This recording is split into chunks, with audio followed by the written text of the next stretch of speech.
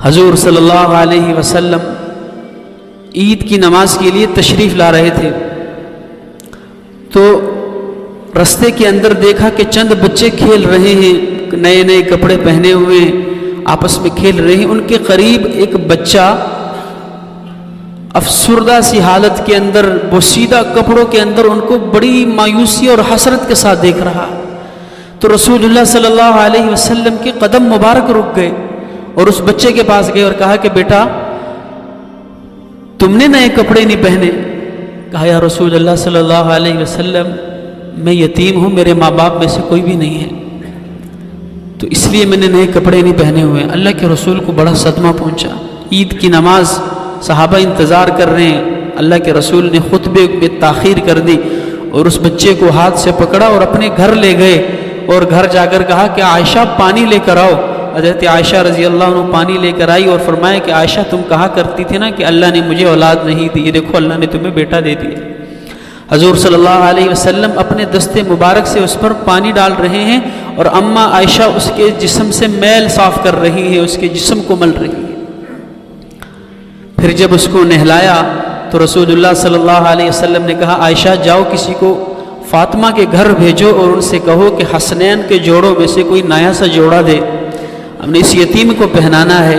وہ گئے، حضرت حسن اور حسین کے جوڑوں میں سے ایک نیا جوڑا لے کر آئے اور اس یتیم کو پہنایا اور کہا کہ عائشہ تیل لے کر آؤ۔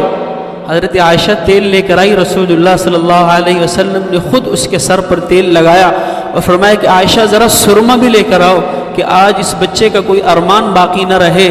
اور سرما لے کر آئی، رسول اللہ صلی اللہ علیہ وسلم نے اس کی آنکھوں میں سرما لگایا اور پھر ساتھ پکڑا اور گھر سے نکلے، مسجد نبوی کی طرف روانہ ہونے لگے۔ فرمایا بیٹا مجھے یہ بتاؤ کہ تمہارے والد تمہیں انگلی پکڑ کر لے جایا کرتے تھے یا کندھے پہ بٹھاتے تھے؟ تو وہ کہنے لگا یا رسول اللہ پچھلی عید پر میرے والد نے مجھے کندھے پر بٹھایا تھا، تو اللہ کے نبی نے اسے اٹھایا اور اپنے کندھوں پر بٹھایا اور مسجد نبوی کی طرف روانہ ہو گئے۔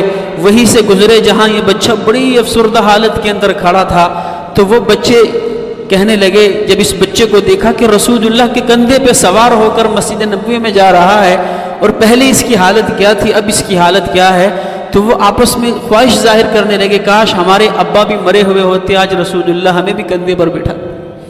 رسول اللہ اسے مسجد نبوی میں لے کر آئے اور ممبر پر بیٹھے اور یہ بچہ جیسے ہی نیچے بیٹھنے لگا فرمایا بیٹا نہیں، وہاں سے اٹھو، اور اپنے ساتھ ممبر پر بٹھایا اور کہا کہ یہ درس دیا ہے اپنی امت کو کہ یتیموں کے ساتھ محمد الرسول اللہ ایسا سلوک کیا کرتا ہے۔ 15 دن سے فاقہ ہے، رسول اللہ صلی اللہ علیہ وسلم کے گھر چولہا نہیں جلا۔ کہیں سے مال غنیمت آیا تو اماں عائشہ کہنے لگی یا رسول اللہ آج آپ کو بھی حصہ ملے گا؟ کہا ہاں عائشہ آج مجھے بھی حصہ ملے گا۔ یا رسول اللہ آج ہمارے گھر بھی چولہا جلے گا؟ فرمایا ہاں عائشہ آج ہمارے گھر بھی چولہا جلے گا۔ تو رسول اللہ نے سارا مال تقسیم کر دیا، اپنے حصے میں جو آیا 2 تھیلوں کے اندر ڈالا اور رسول اللہ گھر کی طرف روانہ ہو گئے۔ قریب تھا کہ گھر پہنچتے 2 بچے آئے، ایک نے ایک ہاتھ پکڑ لیا، دوسرے نے دوسرا ہاتھ پکڑ لیا۔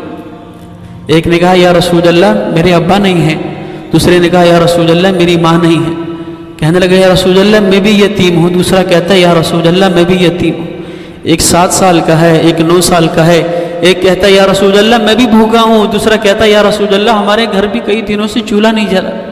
تو اللہ کے رسول نے جو پکڑا ہوا تھا 2 تھیلوں کو ہاتھ ڈھیلے پڑ گئے اور وہ چھوڑ دیا، اور ایک سے کہا بیٹا کہ تم لے جاؤ، دوسرے سے کہا بیٹا یہ تم لے جاؤ۔